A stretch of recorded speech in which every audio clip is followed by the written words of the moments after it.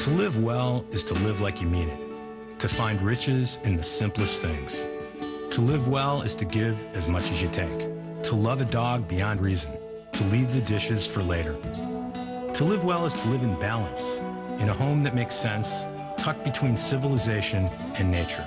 To live well is to live at South Franklin Circle, in a home designed by Graham Gund and you, with a backyard designed by the Chagrin River Valley.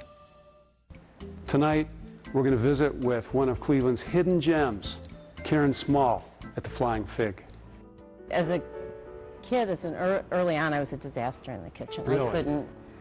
I could burn water. I literally could burn water, yeah, and did. So Karen, how did a disaster in the kitchen become one of Cleveland's best chefs?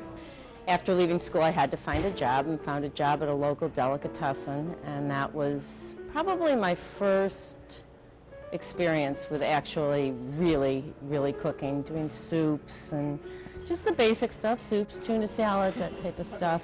There was a period of time when I worked at the Baricelli Inn when it first opened years ago, and began taking classes from Parker Bosley out in Hudson. Okay, so you learned the basics from Parker. Yeah, I'd say I learned the basics, and took some very basic courses with Madeline Kamen out there as well. And at that point, it really, the radar was on at that point. I wanted to know everything. Okay. Karen, what makes a good cook? What makes a cook great? It's somebody who will go to, just about any length to do things the right way to make them turn out the best. Give me an example.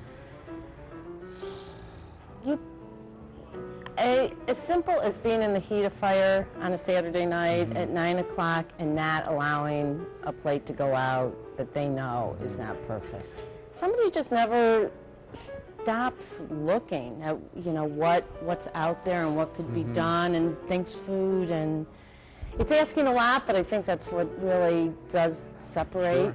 I really do.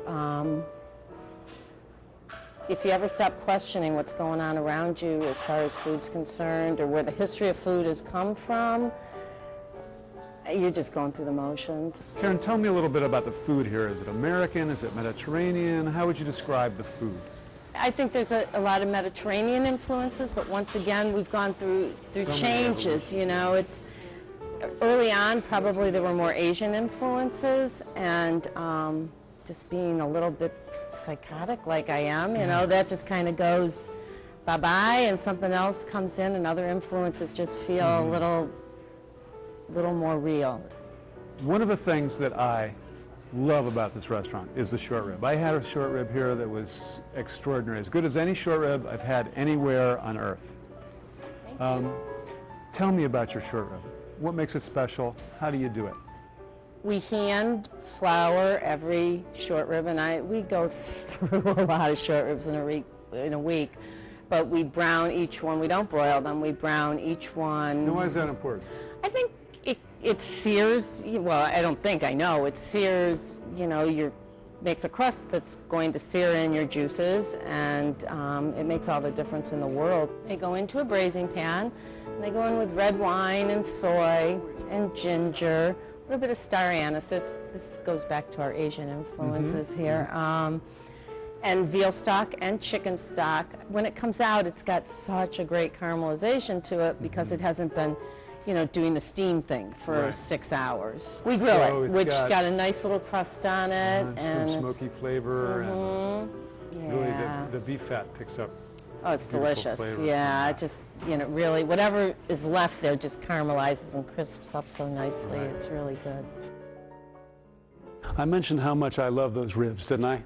Remember, Karen Small and Flying Fig are right across from the West Side Market, one of the country's great markets.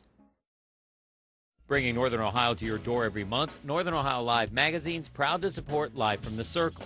Dining, theater, basically all that's unique to our region can be found on NorthernOhioLive.com. Arts, culture, and living. Northern Ohio Live.